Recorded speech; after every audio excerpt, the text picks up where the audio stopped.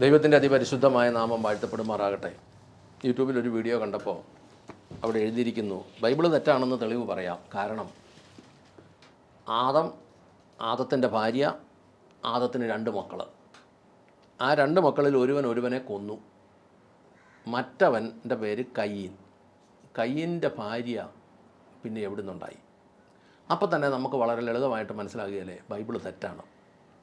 എന്നാൽ എന്താണ് ഇതിൻ്റെ ചരിത്ര പശ്ചാത്തലം, എന്താണ് ഇതിൻ്റെ സാഹചര്യം, ഈ കയ്യീൻ്റെ ഭാര്യയെ എവിടെ നിന്നെടുത്തു, കയ്യീൻ്റെ ഭാര്യ എങ്ങനെയായിരുന്നു എന്ന ഒരു വിഷയത്തെക്കുറിച്ച് അല്പസമയം ഒന്ന് സംസാരിക്കാം. വചനം ചിന്തിച്ചു പോകാം. ആവർത്തന പുസ്തകം 29-29 വാക്യം. മറഞ്ഞിരിക്കുന്ന കാര്യങ്ങൾ നമ്മുടെ ദൈവമായ യഹോവയ്ക്കുള്ളവ ആകുന്നു. വെളിപ്പെട്ടിരിക്കുന്നവയോ നാം ഈ ന്യായപ്രമാണത്തിൻ്റെ സകല വചനങ്ങളും അനുസരിച്ച് നടക്കേണ്ടതിന് എന്നേക്കും നമുക്കും നമ്മുടെ മക്കൾക്കും ഉള്ളവയാകുന്നു.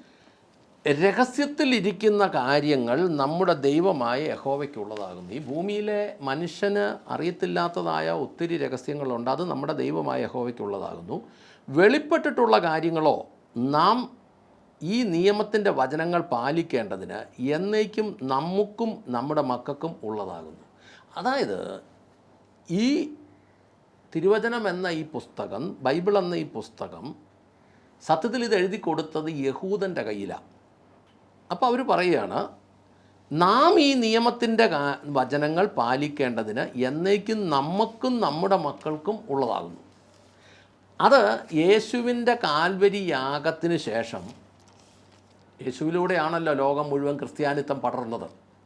യേശുവിൻ്റെ കാൽവരി യാഗത്തിന് ശേഷം ഇത് ലോകം മുഴുവനുള്ള ക്രിസ്ത്യാനിത്വത്തിലേക്ക് വന്നപ്പോൾ ലോകം മുഴുവൻ ഈ പുസ്തകം കടന്നുപോയി. എന്നാൽ യഥാർത്ഥത്തിൽ യഹൂദൻ്റെ കയ്യിൽ എഴുതി കൊടുത്തതിൻ്റെ ഒറിജിനൽ തർജ്ജിമയൊന്നും അല്ല ഇന്ന് ലോകം മുഴുവനുള്ള ജനത്തിൻ്റെ കയ്യിൽ ഇരിക്കുന്നത്. ഇത് തർജ്ജിമ ചെയ്ത് തിരിഞ്ഞും മറിഞ്ഞും മാറിപ്പോയതും ആദ്യകാലങ്ങളിലെ തർജ്ജിമയിൽ യഹൂദൻ തന്നെ അർത്ഥം മാറ്റിയൊക്കെ ജനത്തിൻ്റെ കയ്യിൽ കൊടുത്തതും ഒക്കെ ഉണ്ട് ഇതിനകത്ത്. കാരണം അവർക്ക് ദൈവം കൊടുത്തത് അതേ അർത്ഥത്തിൽ മറ്റുള്ളവർക്ക് കിട്ടരുതെന്ന് അവരുടെ ഉള്ളിലും ഒരു ചിന്താഗതി ഉണ്ടെന്ന് നമുക്ക് മനസ്സിലാകും. കാരണം ഏതൊരു കളരിയാശാനും ഒരടവ് തൻ്റെ ശിഷ്യന്മാർക്ക് മറച്ചു വെച്ചേ പഠിപ്പിക്കുകയുള്ളൂ. കാരണം അല്ലെങ്കിൽ അടി അവർക്ക് ഉറപ്പാണ്.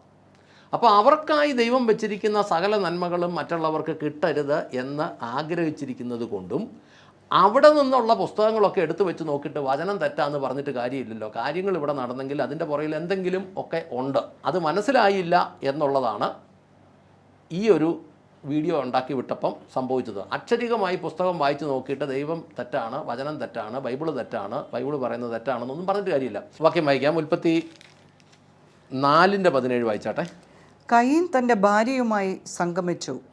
അവൾ ഗർഭം ധരിച്ച് ഹാനോക്കിനെ പ്രസവിച്ചു. കയീൻ ഒരു പട്ടണം പണിതു. അതിന് തൻ്റെ മകനായ ഹാനോക്കിൻ്റെ പേരിട്ടു.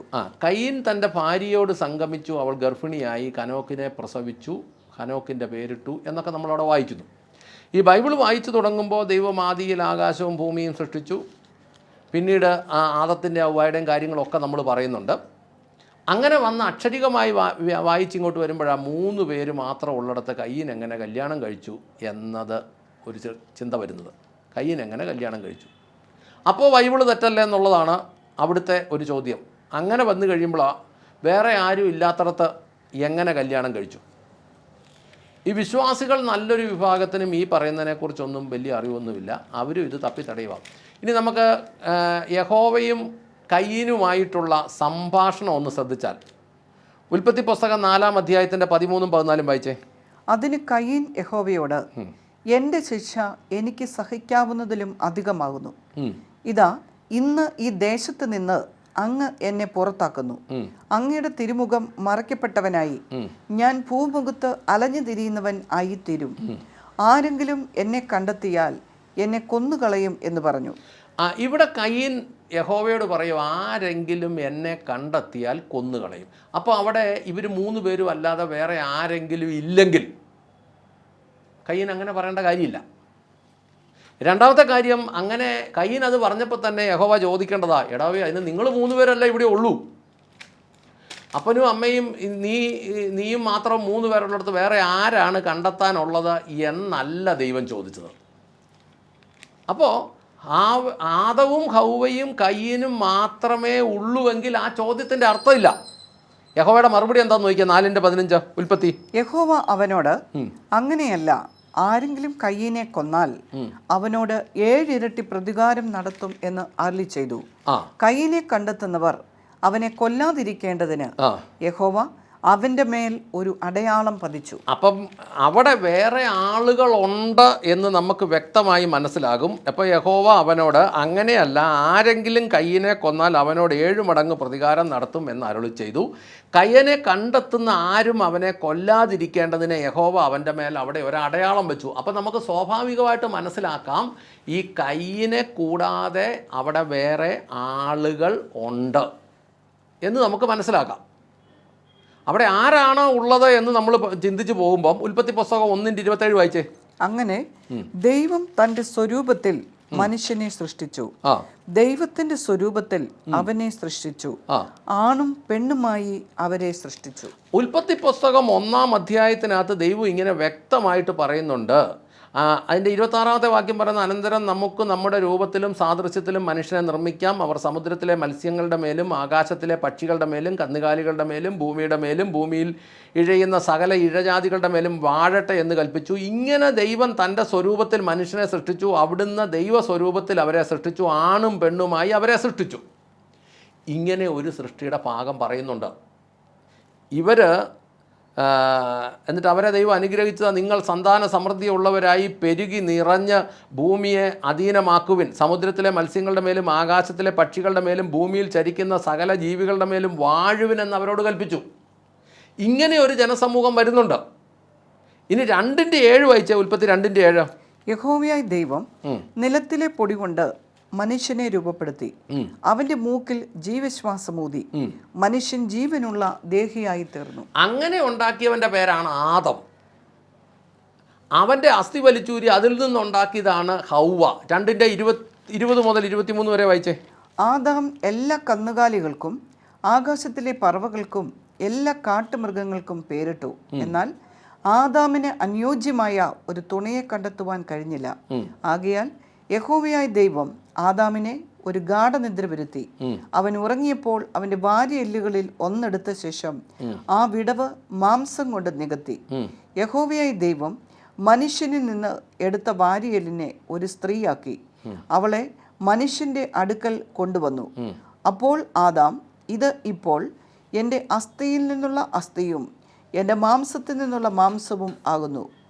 ഇവളെ നരനിൽ നിന്ന് എടുത്തിരിക്കുന്നതിനാൽ ഇവൾ നാരി എന്ന് വിളിക്കപ്പെടും എന്ന് പറഞ്ഞു. ഇങ്ങനെ ഒരു വിഭാഗവും ഉണ്ട്.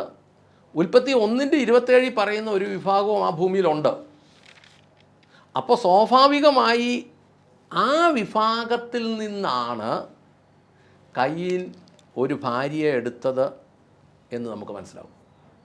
അല്ലാതെ ബൈബിളിൻ്റെ തെറ്റല്ല. സത്യത്തിൽ അത് പ്രതിപാദിച്ചു വരുമ്പോൾ ആദം, ഹൗവ, കയീൻ, ആബേൽ ഇങ്ങനത്തെ ഒരു പശ്ചാത്തലത്തിൽ മാത്രം ചിന്തിച്ചു പോകുന്നത് കൊണ്ടാണ് ഇതിനൊരു വിഷയം വരുന്നത്. നമ്മൾ ഉൽപ്പത്തി പുസ്തകത്തിനകത്ത് 4-ാം അധ്യായത്തിനകത്ത് വളരെ ശ്രദ്ധയോടെ ചിന്തിച്ചു കഴിഞ്ഞാൽ യഹോവയും കയീനുമായിട്ടുള്ള സംസാരത്തിൽ അവിടെ വേറെ ആളുകളില്ല എന്ന് ദൈവത്തിൻ്റെ വചനം പറയുന്നില്ല. തന്നെയല്ല, വേറെ ആരെങ്കിലും വന്നാൽ അവൻ വന്ന് കയീനെ കൊല്ലാതിരിക്കാൻ അവൻ്റെ മേലൊരു അടയാളം ദൈവം ഇട്ടുവെച്ചു എന്ന് പറഞ്ഞാൽ അവിടെ വേറെ ആളുകളുണ്ട്. വേറെ ആളുകളുണ്ടെന്നുണ്ടെങ്കിൽ സ്വാഭാവികമായിട്ടും അത് ഉൽപ്പത്തി പുസ്തകം 1-ാം അധ്യായത്തിൻ്റെ 27 പ്രകാരമുള്ള മനുഷ്യരാണ്. എന്നാൽ ഉൽപ്പത്തി പുസ്തകം 2-ാം അധ്യായത്തിനകത്തുനിന്നുള്ള ആളുകളാണ് ഈ 2:7 മുതൽ ഇങ്ങോട്ടുള്ള വാക്യങ്ങളാണ് നമ്മൾ വായിക്കുന്നത്. യഹോവയായ ദൈവം നിലത്തെ പൊടി കൊണ്ട് മനുഷ്യന് രൂപം നൽകി, അവൻ്റെ മൂക്കിൽ ജീവശ്വാസമൂതി, അവൻ ജീവനുള്ള ദേഹിയായി തീർന്നു. എന്നിട്ട് അവനെയാണ് ദൈവം കിഴക്ക് ഏദനിൽ ഒരു തോട്ടം നട്ടുണ്ടാക്കി താൻ നിർമ്മിച്ച മനുഷ്യനെ അവിടെയാക്കിയത്.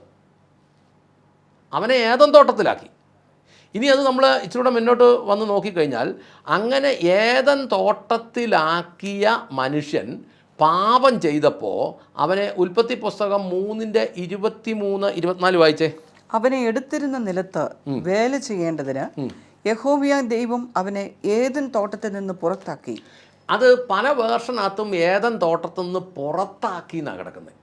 പക്ഷേ സത്യവേദ പുസ്തകത്തിൽ അവിടെ എഴുതിയേക്കുന്നത് അങ്ങനെ അവൻ മനുഷ്യനെ എടുത്ത മണ്ണിൽ പണിയെടുക്കേണ്ടതിന് ഇറക്കി വിട്ടെന്നാണ്. ഇറക്കി വിട്ടു എന്ന് നമ്മൾ വായിക്കുമ്പോൾ ഇവൻ വേറൊരു സ്ഥലത്ത്, ഉന്നതമായ ഒരു സ്ഥലത്ത്, ഭൂമിയിൽ നിന്നാണ് മണ്ണെടുത്തത്, ഉണ്ടാക്കി ഉന്നതമായ സ്ഥലത്ത് നിന്ന ഒരുത്തനെ അവൻ നിന്നിരുന്ന ഭൂമിയിൽ പണിയെടുക്കേണ്ടതിന് ഭൂമിയിലേക്ക് ഇറക്കി വിട്ടു എന്നാണ് മനസ്സിലാകുന്നത്. അതായത് ഈ മണ്ണ് കൊണ്ട് രൂപമുണ്ടാക്കി ജീവശ്വാസമൂതി സൃഷ്ടിച്ച ആദവും ഔവയും താമസിച്ചിരുന്ന ഏദൻ തോട്ടം ഭൂമിയിൽ നിന്ന് കുറേയും കൂടി ഉന്നതമായ ഒരു സ്ഥലമായിരുന്നു എന്ന് നമ്മൾ ചിന്തിക്കേണ്ടി വരും. അങ്ങനെ നിന്നിരുന്നിടത്തു നിന്ന് അവനെ ഇറക്കി വിട്ടു എന്ന് പറഞ്ഞു കഴിഞ്ഞാൽ താഴോട്ട് ഇറക്കി വിട്ടു, താഴെ ഉണ്ടായിരുന്ന ഭൂമിയിലേക്ക് വിട്ടു. ഭൂമിയിൽ ഒരു വിഭാഗം മനുഷ്യരുണ്ടായിരുന്നു. ഉൽപ്പത്തി പുസ്തകം 1-ാം അധ്യായത്തിൻ്റെ 27-ാം വാക്യം പ്രകാരം. ഈ വിഭാഗത്തിൽ നിന്ന് ഒരുത്തിയെയാണ് കയ്യിന് ഭാര്യയായിട്ട് എടുത്തത്. അല്ലാതെ അത് ബൈബിള് തെറ്റിപ്പോയത് ഒന്നുമല്ല. അതാണ് അതിൻ്റെ ചരിത്രം. ബൈബിളിനകത്ത് എഴുതിയ നമുക്ക് മറഞ്ഞിരിക്കുന്ന കാര്യങ്ങൾ അത് നമ്മുടെ ദൈവമായ യഹോവയ്ക്ക് ഉള്ളവയാകുന്നതാണ് ആവർത്തന പുസ്തകം 29-29 പറഞ്ഞിരിക്കുന്നത്. വെളിപ്പെട്ടിരിക്കുന്നതോ നാം ഈ ന്യായപ്രമാണത്തിൻ്റെ സകല വചനങ്ങളും അനുസരിച്ച് നടക്കേണ്ടതിന് അവ എന്നേക്കും നമ്മുടെ മക്കൾക്കും മക്കളുടെ മക്കൾക്കും ഉള്ളതാകുന്നു എന്ന് ഈ ആവർത്തന പുസ്തകത്തിൻ്റെ എഴുത്തിലൂടെയാണ് അത് പറയുന്നത്. അപ്പം മറഞ്ഞിരിക്കുന്ന കാര്യങ്ങളുണ്ട്. അങ്ങനെയെങ്കിൽ വെളിപ്പെട്ടിരിക്കുന്ന കാര്യങ്ങളിൽ പ്രകാരം നമുക്ക് നമ്മുടെ ആവശ്യത്തിനുള്ള കാര്യങ്ങൾ ഇതിനകത്തുണ്ട്. പ്രാർത്ഥിക്കാം. സ്വർഗസ്ഥനായ ഞങ്ങളുടെ നല്ല പിതാവേ, ഞങ്ങളുടെ കർത്താവായ യേശു ക്രിസ്തുവേ, പരിശുദ്ധാത്മാവായ ഞങ്ങളുടെ നല്ല ദൈവമേ, നല്ല ദിവസത്തിനായി, സമയത്തിനായി, സാഹചര്യത്തിനായി നന്ദി പറഞ്ഞ് പ്രാർത്ഥിക്കുന്നു. കർത്താവേ, അടിയങ്ങൾക്ക് വചനത്തിനകത്ത് മനസ്സിലാകാത്ത ഏതെങ്കിലുമൊക്കെ ഭാഗങ്ങളുണ്ടെങ്കിൽ ദൈവത്തിൻ്റെ പരിശുദ്ധാത്മാവെ വെളിപ്പെടുത്തി തരണമേ. അങ്ങനെയുള്ള വിഷയങ്ങൾക്ക് ദൈവമക്കൾ ആഴമായി ഇരുന്ന് അതിനെയൊക്കെയും വചനത്തിൽ അന്വേഷിച്ച് കണ്ടെത്തേണ്ടതിന് അവരുടെ ബുദ്ധിയെ തുറക്കണമേ എന്ന് പ്രാർത്ഥിക്കുന്നു. അനേകർക്ക് ഈ മറുപടികൾ അനുഗ്രഹവും ബലവുമായി മാറട്ടെ എന്ന് പ്രാർത്ഥിക്കുന്നു. അങ്ങ് പ്രാർത്ഥന കേട്ട് അനുഗ്രഹിച്ച കൃപയ്ക്ക് നന്ദി. യേശു ക്രിസ്തുവിൻ്റെ ധന്യമുള്ള നാമത്തിൽ തന്നെ. ആമേൻ, ആമേൻ, ആമേൻ.